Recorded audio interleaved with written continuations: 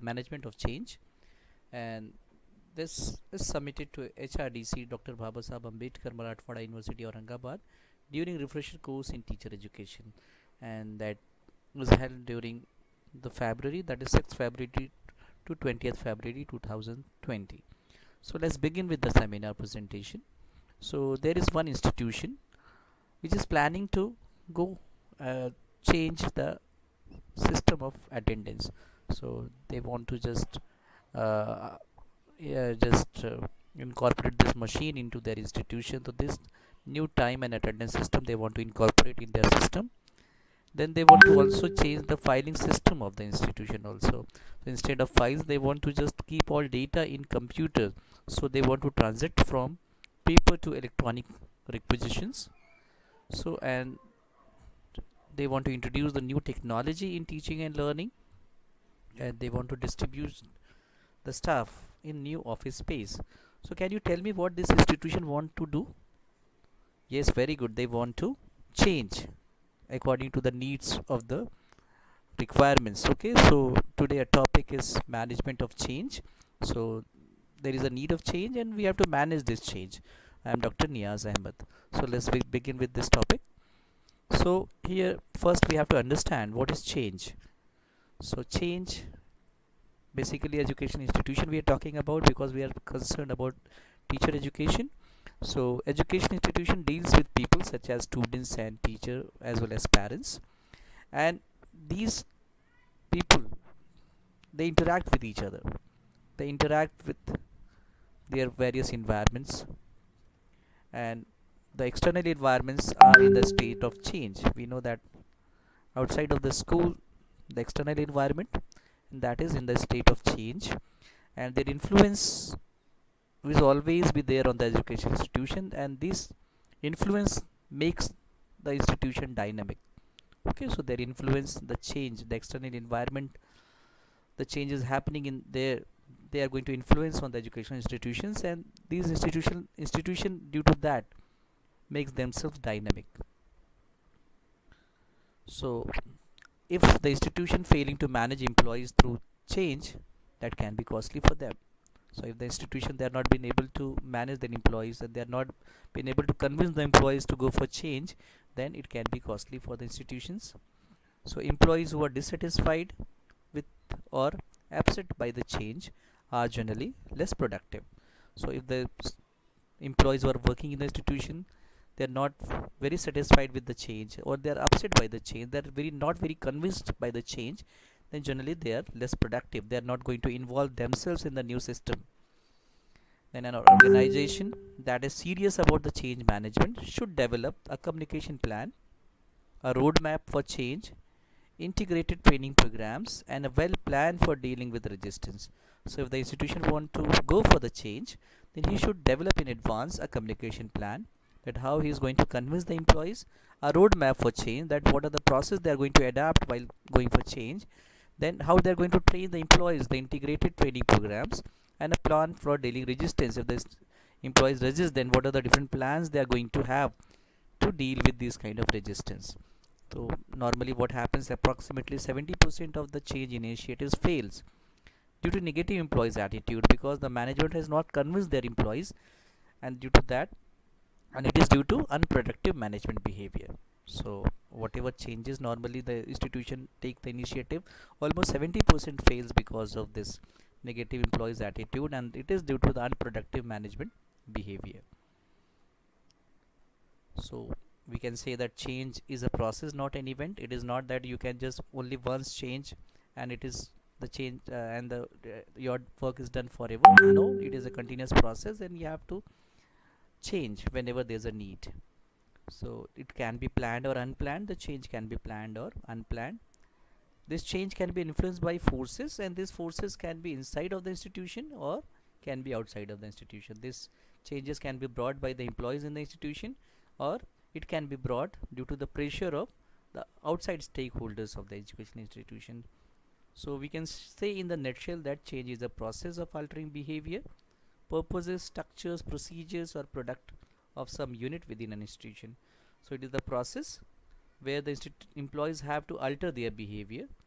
Sometimes we have to change the purpose, we have to change the structure of the institution, we have to change the procedure of working, and at the same time, after bringing this change, there will be change in the product also, and this change can be brought within the institution or in a unit of the institution, like for example library, office system, anything, or teaching and learning, any unit you can bring this change in any unit. So let's see what are the causes of change. While we have to understand this change, so what are the causes of change? So sometimes this cause, the change can be brought due to the environmental factors, like if there is a change in the government policies and regulation, then we have to brought change in the institution. Then sometime this change can be brought due to the need of the stakeholders. If the students have some need, or the parent have some needs, or the teacher feels some need, so due to fulfill that need, we have to brought the change in the institution. Sometimes this change can be brought by for fulfilling the demands of the better condition, to give the better conditions to the stakeholders. Then sometimes this change can be brought due to change in the curriculum also, and sometimes it is brought due to the impact of social media can be the cause for this change. Globalization, we are the global citizens and our institution is functioning in the global village, so due to the impact of globalization we have to brought the change. Sometime the new technology come up and we have to brought the change in the institution, so this technology can be the cause for the change. Or sometime it is economical, political, legal, or social environment that causes change in the institutions. So these are some of the causes of change in the institution. Now there will be always be tussle when we are going to brought the change in the institution, tussle between employees and the management. So it can be very difficult to introduce change to an institution. It is not very easy because the employees are well versed with the old functioning, so they are not very much convinced or ready to the change. So it is very difficult to introduce the change to an institution. So organizational change can generate doubt and resistance in the employees. Whenever you are going to bring change in the institution, it is going to generate the doubt and resistance in employees, making it sometimes difficult for or impossible to implement organizational improvement. So if you are not being able to convince the employees, then it will, you'll find very difficult to, or sometimes it is impossible to implement organizational improvement. That is why it fails. So organizational change can generate doubt and resistance in employees, and making it difficult or impossible to implement organizational improvement in the in the institutions. So let's see the types of changes normally we see. So first one is planned change, where there is a conscious, deliberate, and long-term effort from the part of the management and employees to enhance an organizational problem solving capacity. So that change will be called as planned change. For example, from converting to SSC to ICSE schools or CBSE schools. So it is not a one-day process. You are going to plan for that. There will be conscious, deliberate planning is required for this change. So this will be called as planned change. Then spontaneous change, the change that is emerged in the short time frame as a result of natural circumstances and random occurrences. So for example, a negative example can be that if there is a sudden death of the principal in the school, and you have to just appoint someone else as a principal, and he has some other style of functioning, so that will be a spontaneous change which is you are bringing about in the institution.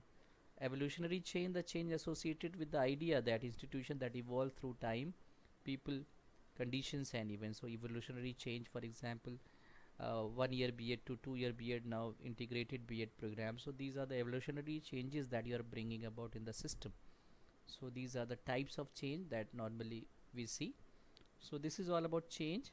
Now what is change management or management of change? These are the synonymous word, change or change management. So it includes the management of change to the organizational culture, process, physical environment, job design responsibilities, staff skill knowledge, and policies and procedure.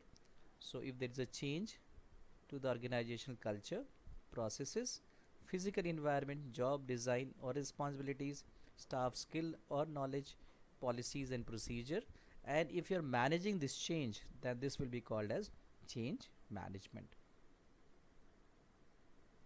So managing this change or change management can happen at two levels. So first one is individual level, wherein individuals are successful at change when they are aware, they show desire, they have the knowledge, they have the ability and reinforcement. Okay, so they will show the change at individual level. So these individual level change are successful when the individuals have awareness about the change, when they show desire, when you develop desire among the individuals, they have the full knowledge that what is the procedure of change, they have all the skills and ability that is required for that change, and the reinforcement you are providing when they are showing some good work. So that will be an individual level change. Then organization level change, it comes when it comes to managing change at the organization level, viewing change as a process. So here we are seeing change as a process, helps determine the sequencing and content of the change management effort. So here every member of the organization is contributing or showing giving the effort. So here, and that is why the whole change becomes a process. So here the change becomes a process. So here managing change done at two levels. First one is individual level and second one is organizational level. Then why there is a need of change management? Very important thing. Why there is a need for change management? So first we have to minimize resistance. That is why there is a need for change management. Change is done, but if you're not managing that, then due to the resistance, the employees will come back again to the same old system. So what we have to do, we have to minimize this resistance, and for minimizing this resistance, there are many more employees. They will 90% of the employees normally they resist when you bring about the change. They are not very happy with the change, so there will be greater resistance. And for minimizing those resistance, you have to apply this change management in the institution.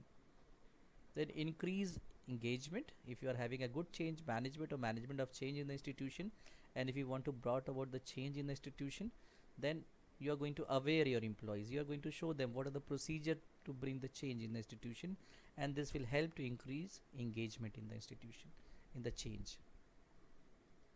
Then improve performance. When you are just bringing about the change in the institution, you are managing the change in the institution, and you are bringing this change for the betterment.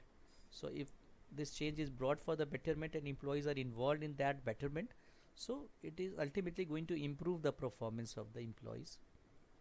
Then it will reduce cost because the employees will develop their ability, the employees will develop their aptitude, so ultimately they are going to perform better the task. So ultimately it is going to reduce the cost. It will enhance innovations because change will always brought some innovations, so it will enhance innovation of the employees. So here we have seen that uh, the concept of change management, and there we have seen what is change, then we have seen what are the different types of change, then we have seen what is change management, and at what levels we can manage the change at individual level and at organization level, and then we have seen why there is a need for change management. Thank you so much for patient hearing.